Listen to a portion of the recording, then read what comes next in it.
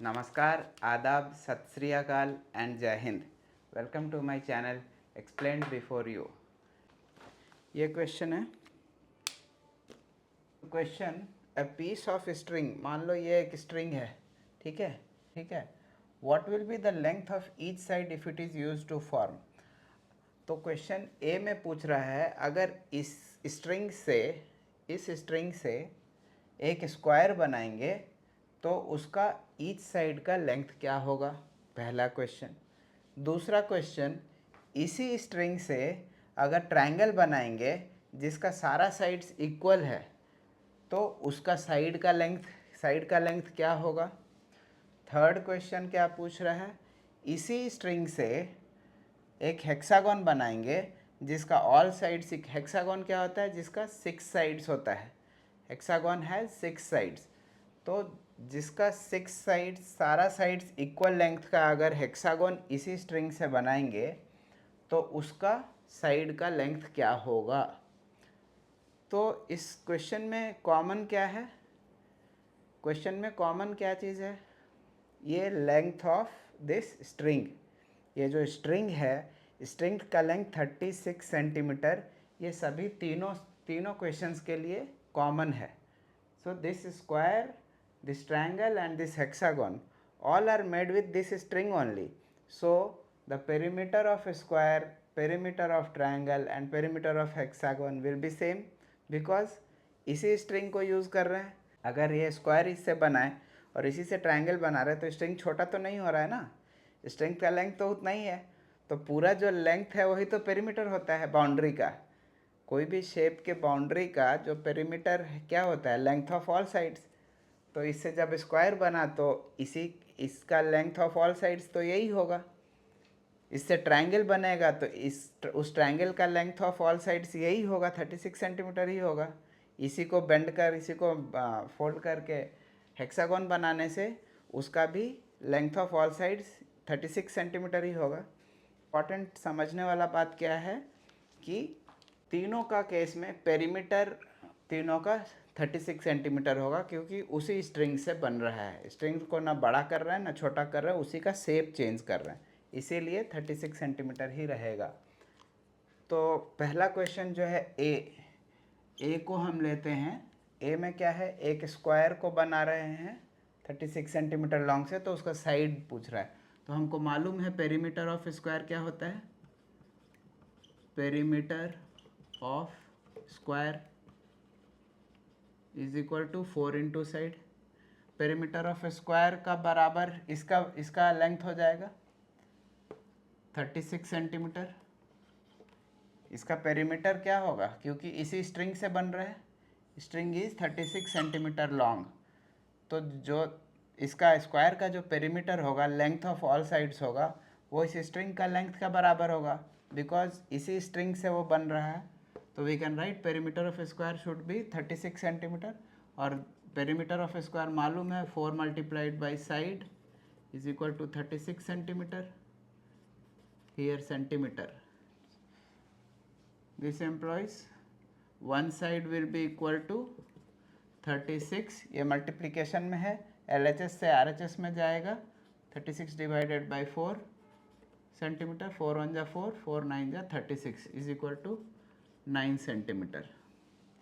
तो फर्स्ट का जो आंसर हो जाएगा, ईच साइड, स्क्वायर का जो ईच साइड होगा वो 9 सेंटीमीटर हो जाएगा, ठीक है। B a triangle with all sides of equal length, B है। तो बी में भी perimeter of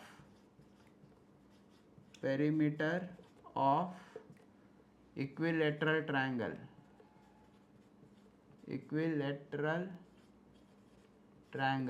will be, perimeter of equilateral triangle कितना हो जाएगा 36 सेंटीमीटर, क्योंकि सेम स्ट्रिंग यूज़ किए हैं हम 36 सेंटीमीटर वाला, 36 centimetre. Perimeter of equilateral triangle क्या होता है, perimeter of triangle side plus side plus side.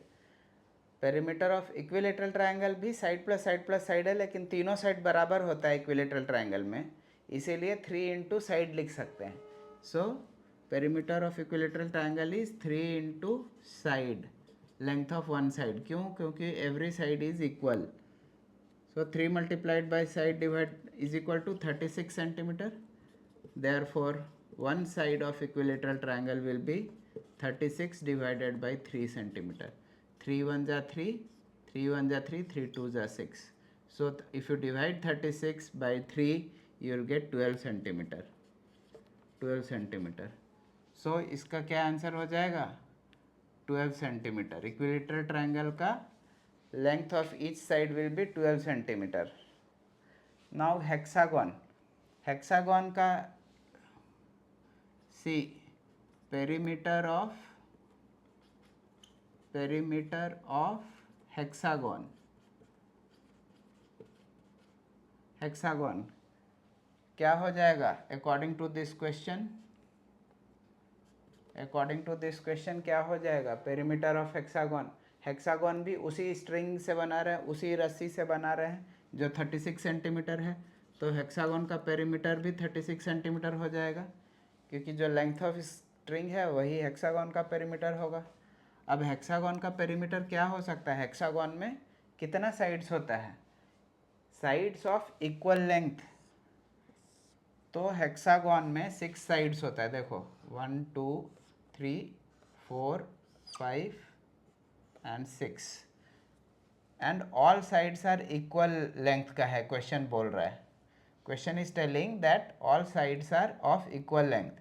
So how many sides are there? 1 2 3 4 5 6.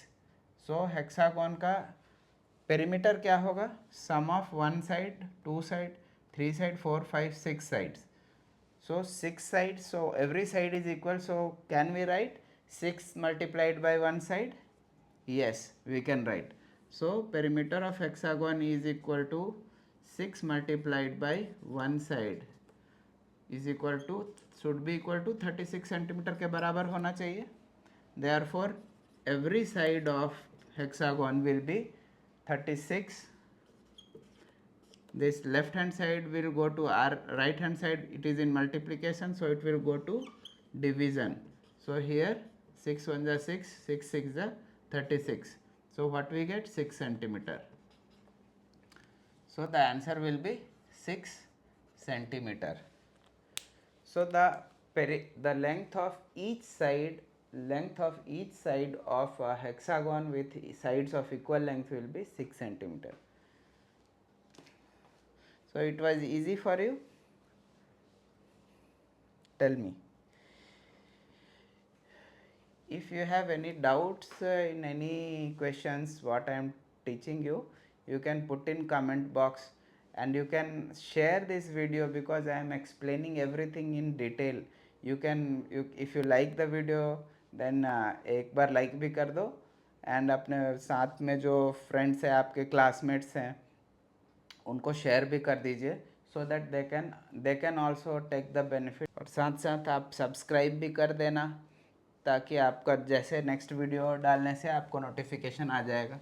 उसमें यूट्यूब में एक रेड कलर का घंटी होता है, उसको भी हिट कर देना. So now next question.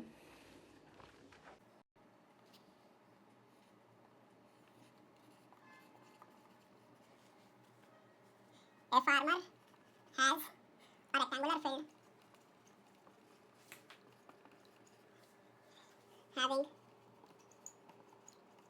having length 230 meter, breadth 160 meter. He wants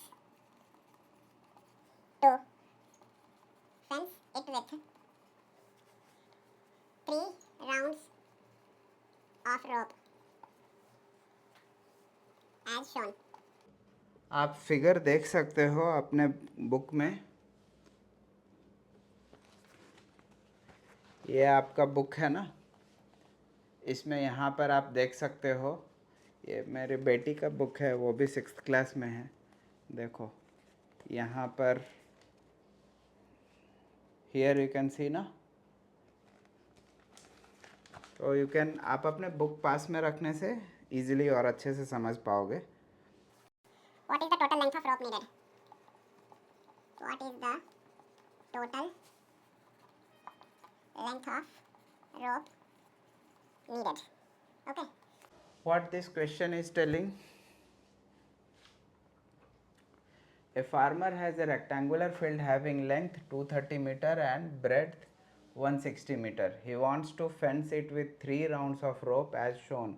What is the total length of rope needed? ठीक है, एक रेक्टेंगुलर फील्ड है फार्मर के पास में, एक रेक्टेंगुलर फील्ड है, ठीक है, A B C and D, ठीक है,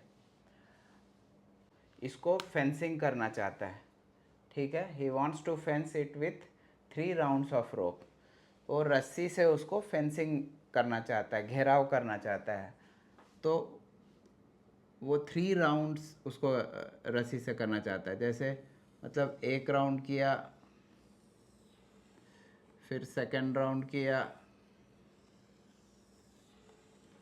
फिर थर्ड राउंड किया,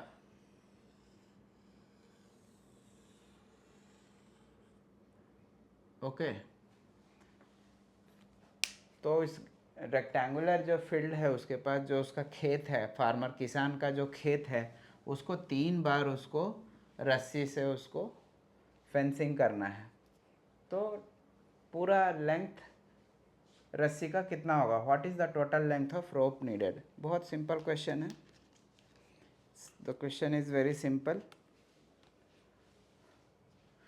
तो आपको ये समझना है कि ये जो रेक्टेंगुलर फील्ड है जो किसान का, उसका लेंथ हमको मालूम है कितना, 230 मीटर, लेंथ मीन्स लंबा वाला पार्ट, ब्रेड कितना है 160 मीटर, छोटा वाला हिस्सा, length is 230 metre and breadth is 160 metre, तो ये भी 230 मीटर हो जाएगा length. Opposite sides are equal in rectangle, आपको मालूम होगा। तो अगर हम इसका पूरा लेंथ पता कर लेंगे तो हमको ये पता चल जाएगा कि रस्सी एक बार में कितना रस्सी लगेगा उसको फेंसिंग करने में, उसको घेराव करने में। पूरा लेंथ, पूरा जो फील्ड का जितना लेंथ है पूरा, sum of all length will be the length of rope needed to fence the field.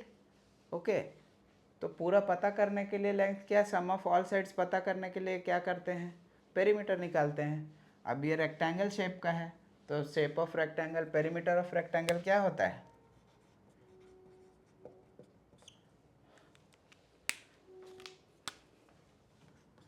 क्या हो जाएगा, perimeter of rectangular field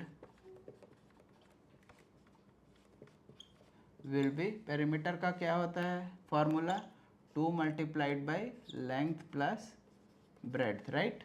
2 multiplied by length plus breadth।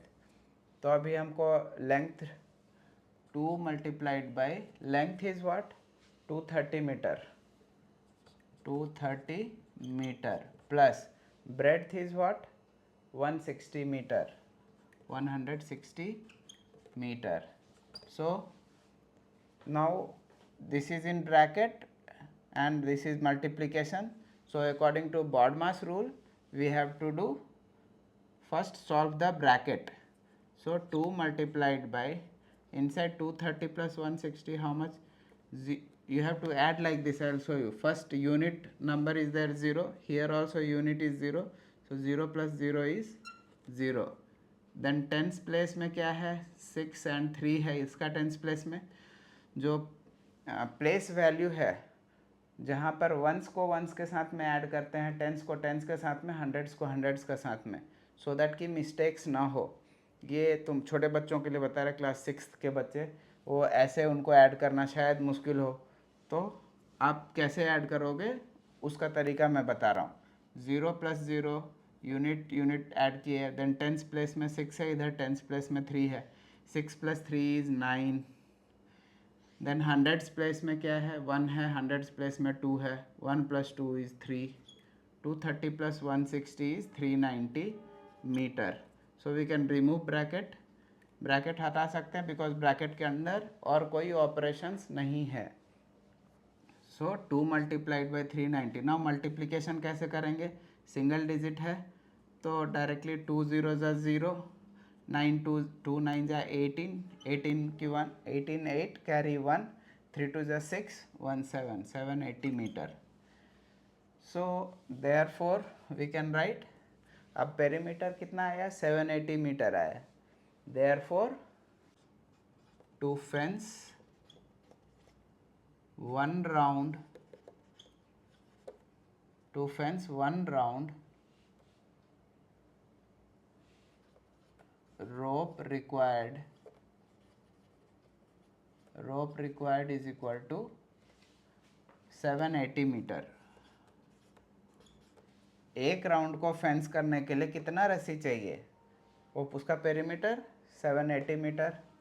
So we can write to fence 3 rounds, कितना question कितना है 3 rounds, 3 rounds of रोप, ठीक है 3 rounds डालना है। Two fence 3 rounds, how much rope will be required, rope required is equal to 3 multiplied by 780 metre. एक round में 780 metre rope चाहिए, ठीक है, तो 3 राउंड में एक राउंड वाले से मल्टीप्लाई करेंगे तो 3 मल्टीप्लाइड बाई 780 कितना हो जाएगा, फिर से मल्टीप्लिकेशन 3 0 ज़ा 0, 8 3 ज़ा 3 8 ज़ा 24 कैरी 2, 7 3 ज़ा 21 plus 2 23 2 3 4 0। Unit metre unit will come along, वो ध्यान रखना है, यूनिट हमेशा साथ में आता रहेगा, यूनिट को छोड़ना नहीं है, ठीक है। Two fence 3 rounds rope required is 2340 metre. So this will be your answer.